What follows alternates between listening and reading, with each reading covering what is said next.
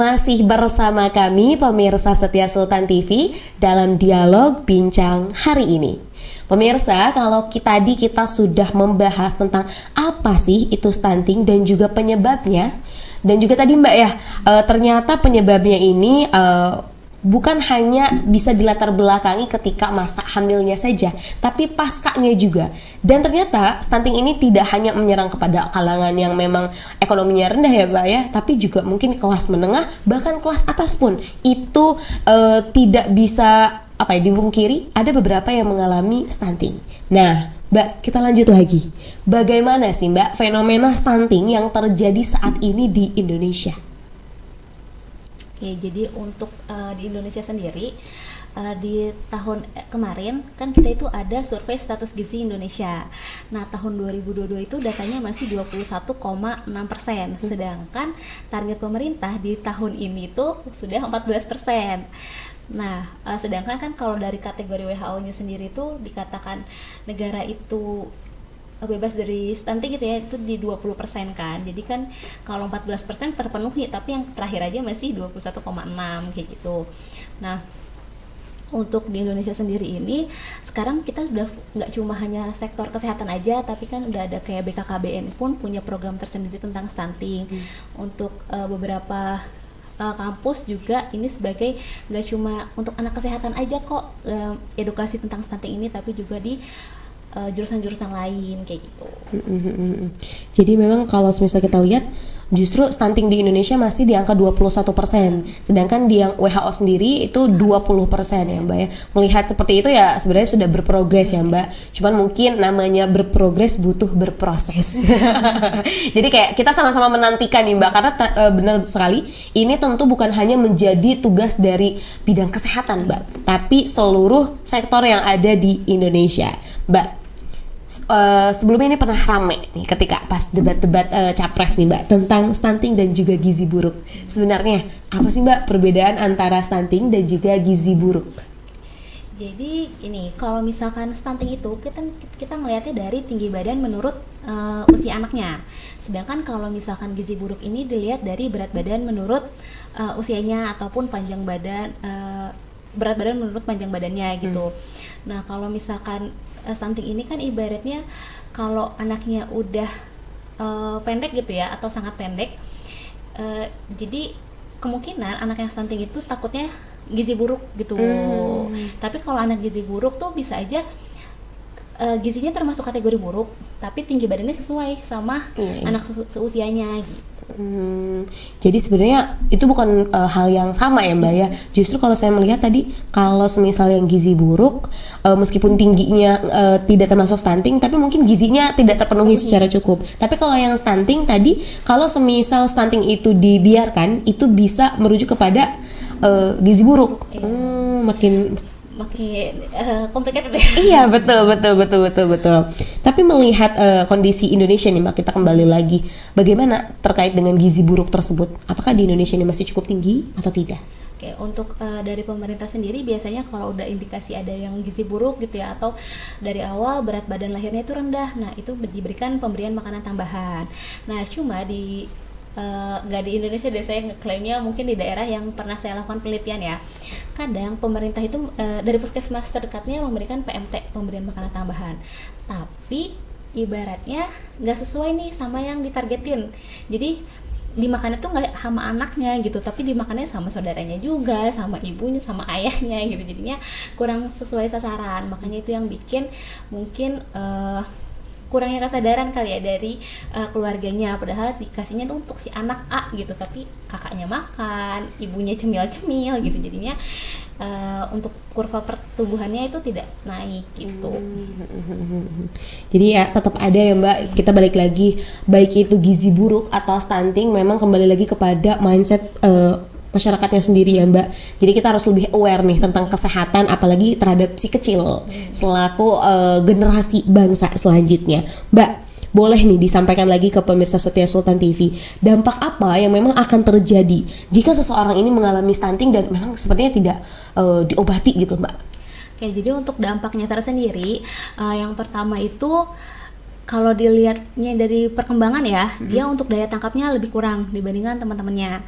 Terus yang kedua biasanya lebih rentan terkena penyakit infeksi gitu.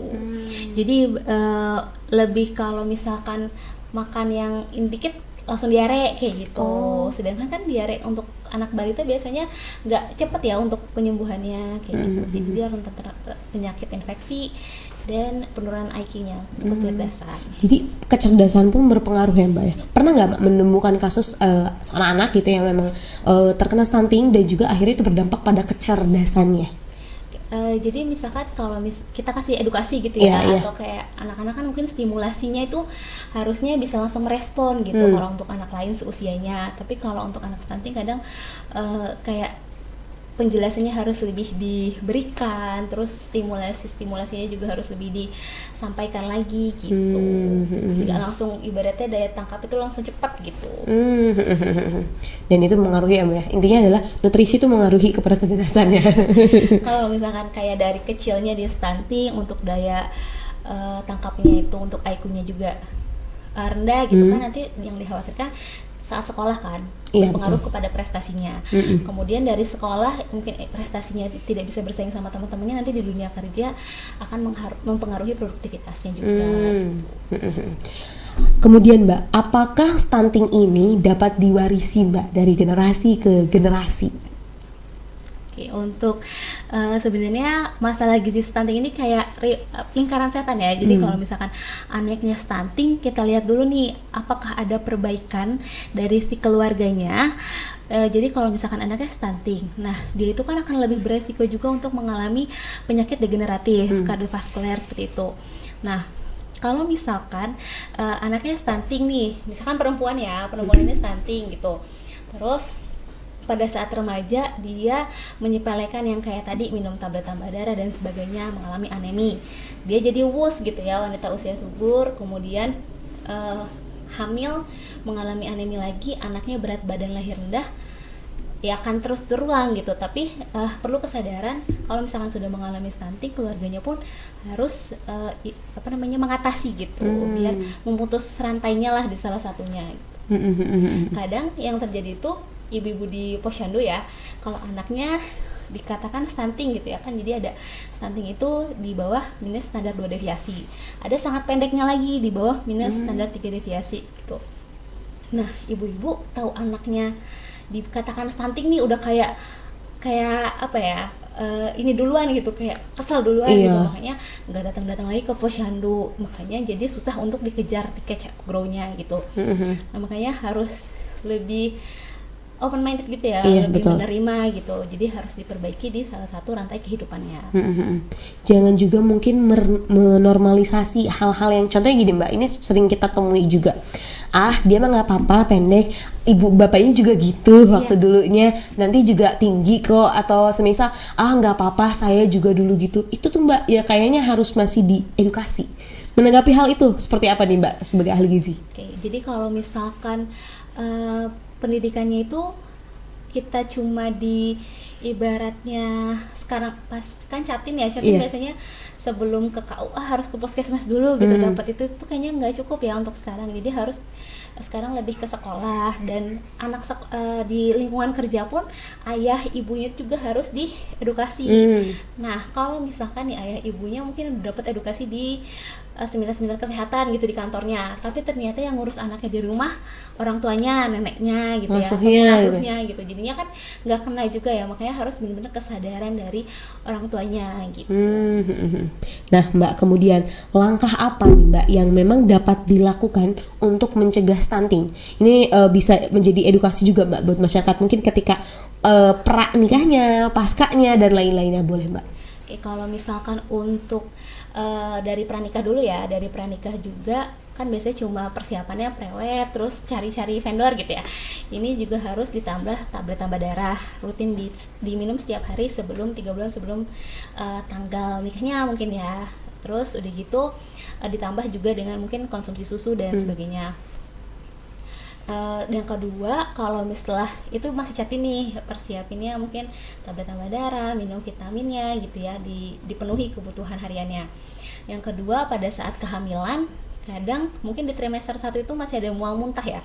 Jadinya kayak kita makan aja udah bersyukur deh gitu, gimana tambah-tambahan tambah darah. Nah itu harus kita kejar gitu, ibaratnya emang susah sih ya maksudnya pas kayak nurutin itu gitu, tapi harus dipenuhi gitu. Ibaratnya jangan skip vitaminnya yang ada dari pusat kesehatannya gitu. Itu saat kehamilan, pada saat bayi baru lahir, walaupun nih anaknya nanti nggak stunting, tinggi badannya aman gitu ya, tapi tetap harus pola asuh setelahnya. Jadi kayak inisiasi menyusui dini, ASI eksklusifnya, pemberian makanan tambahannya itu harus diberikan sesuai gitu. Kadang kan anak ibu-ibu ya, apalagi nenek-nenek zaman dulu tuh, anak baru sebulan udah dikasih pisang katanya lapar, nangis terus gitu. Padahal kan sebenarnya bisa aja sekarang itu posisinya yang salah, atau pola-pola tidurnya yang belum dijadwalkan gitu, makanya jadi rewel. Jadi itu ya Mbak ya, langkah-langkahnya tentu ini bukan hanya ketika masa kehamilan, tapi ada pranikahnya, ketika masa kehamilan, bahkan sampai paskanya. Jadi itu memang kudu diperhatikan dan kudu ibaratnya diingat-ingat nih, agar kita tidak melahirkan generasi yang memang stunting ya Mbak ya. Tentu dengan stunting yang bebas, ini akan menjadikan generasi kita ini cerdas. Nah Mbak, apakah seseorang yang telah dinyatakan mengalami stunting ini dapat kembali pada keadaan sehat dan bebas stunting? Tapi tahan dulu Mbak, nanti kita akan temukan jawaban di segmen selanjutnya. Jangan kemana-mana, tetap bersama kami di Bincang Hari Ini.